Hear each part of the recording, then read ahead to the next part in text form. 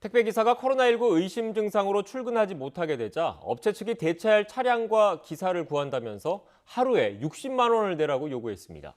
이를 용차 비용이라고 부르는데 반복되는 과로사가 구조적인 문제로 지적되고 있습니다. 취재기자 연결해서 자세히 들어보겠습니다. 박기환 기자. 네, 사회일부입니다. 네. 택배기사 같은 경우에는 아파서 쉬려면 휴가를 쓰는 게 아니고 돈을 내야 하는 것 같습니다. 네, 그렇습니다. 지난 9월 생수 전담 물류센터에서 일한 한 배송기사가 미열 등 코로나 증상을 느꼈는데요. 택배 대리점 측에 일하지 못할 것 같다고 말했더니 비용으로 60만 원을 청구했습니다. 이 비용은 배송기사 대신 투입될 대체 인력과 차량 비용, 이른바 용차 비용이었습니다. 일을 시작한 지 얼마 되지 않아 배송 담당 구역도 없는 상황이었는데 이런 비용을 내야 하는 건 억울하다고 호소했습니다. 직접 들어보시죠. 하루 용차비가 60만 원이에요. 코로나 의심돼서 좀 되고 좀 쉬겠다. 이야기했더니만 무단 결고 됐다고. 저희 사람 덮으시는 이게 되게 갑질 아닙니까 이거. 피하튼 그 배송비 그걸 까겠다는 거 아니에요 지금. 네, 용차 비용. 왜 이런 돈을 내야 하는 겁니까? 네, 택배기사와 택배 대리점은 운송계약을 맺고 있는데요. 배정받은 물량을 소화하지 못할 경우 회사가 기사에게 돈을 청구하도록 되어 있어 사실상 아파도 쉬지 못하고 일하고 있는 겁니다. 하지만 반대로 휴가라는 개념은 없는 상황인데요.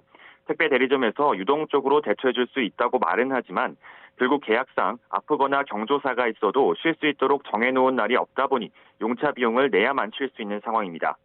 여기에 보통 택배 수수료로 한 건에 700에서 800원 가량을 받지만 쉬기 위해서는 용차를 쓰면 2배인 1,500원을 내야 하는데요.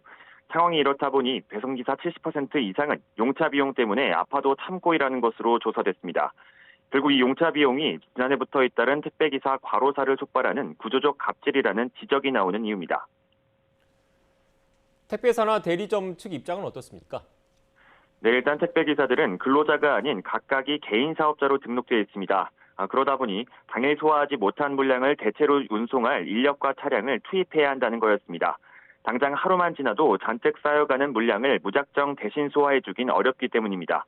특히 근로자가 아닌 사업자 대 사업자로 계약을 맺은 만큼 손해에 대해 보상을 요구하는 게 정당하다고 말합니다. 네, 박기환 기자. 그렇다고 하루 수입보다 더 큰 비용을 청구하는 건 무리로 보이는데 어떻게 해야 하는 거죠? 네, 택배기사들이 가장 원하는 건 일반 노동자들처럼 쉴 수 있는 권리를 보장받는 겁니다. 사업자 간 계약을 맺고는 있지만 사실상 회사 지시에 따라 업무를 수행하고 있기 때문에 근로자 보호법률이 적용되어야 한다는 건데요. 실제 택배기사들이 모인 노동조합이 합법으로 인정됐다는 점을 근거로 대고 있습니다.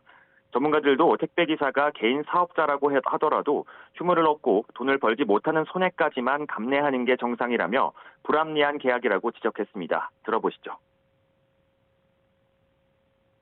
일을 안 했으면 돈을 안 받으면 되는 것을 이런 경우에는 돈 안 받는 경우가 아니라 오히려 돈을 토해내야 되는 굉장히 불합리하고 불공정한 그런 관행으로 좀 들리네요. 종속성에 맞춰가지고 좀 보호할 수 있는 장치가 많이 필요할 것 같이 생각되는데요.